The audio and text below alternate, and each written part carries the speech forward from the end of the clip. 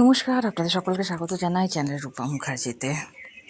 জগন্নাথ রথযাত্রা আপনি যদি যাত্রার মাঝপথে ছেড়ে দেন তাহলে কি হয়, ধর্মীয় বিশ্বাসসমূহ কি বলছে, আজ আমরা সেটাই জেনে নেব। তবে তার আগে আপনাদের কাছে অনুরোধ, ভিডিওটি ভালো লাগলে অবশ্যই লাইক, শেয়ার, কমেন্টস করবেন, চ্যানেল সাবস্ক্রাইব করে পাশে থাকবেন, আর প্লিজ ফেসবুকে আমাকে একটু ফলো করে দেবেন। জগন্নাথ রথযাত্রা হিন্দু ধর্মের অন্যতম গুরুত্বপূর্ণ ও পবিত্র উৎসব, যা প্রতি বছর উড়িষ্যার পুরীতে অত্যন্ত উৎসাহের সঙ্গে উদযাপিত হয়। পুরীর বাইরে এই ধর্মীয় উৎসব বিভিন্ন ভারতীয় রাজ্যে বিভিন্ন শহরে অনুষ্ঠিত হয়। এই শুভ মুহূর্তে দেবতা জগন্নাথ নগর জুড়ে একটি রথের মাধ্যমে একটি বিশাল মিছিলে অংশ নেন।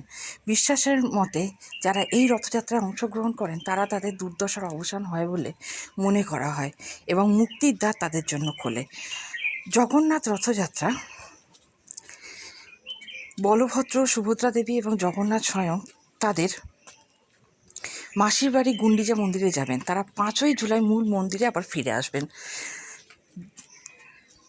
রথযাত্রার মধ্যবর্তী সময় ছেড়ে দেওয়া কি কোনো পাপ? বিশ্বাস ধর্ম অনুযায়ী যদি জরুরি বা আবশ্যক পরিস্থিতির কারণে কেউ রথযাত্রার মাঝপথে ছেড়ে দিতে বাধ্য হন, তাহলে এতে কোনো পাপ বা খারাপ ফলাফল থাকে না। জগন্নাথ জানেন যে মন থেকে আসা ভক্তিই হলো শেষ অঙ্গীকার।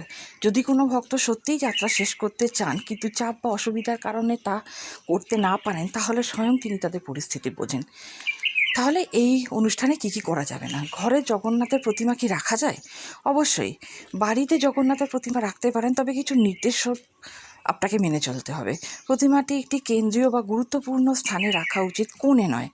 আদর্শভাবে এটি একটি নিবেদিত উপাসনা ক্ষেত্র বা প্রার্থনা কক্ষে রাখা উচিত। ঘরে পূজা করার জন্য প্রতিমাটিতে ফুল দিয়ে সাজাতে হয় এবং চন্দন মেখে দিতে হয়। ভক্তিপূর্ণভাবে ফুল অর্পণ করতে হয়, অর্থাৎ পুষ্পাঞ্জলি দিতে হয়, এবং অশুচি হাতে প্রতিমাকে স্পর্শ না করাই ভালো। কেমন লাগলো আজকের ভিডিওটি জানাতে ভুলবেন না। আজকে এই পর্যন্তই, ধন্যবাদ, নমস্কার।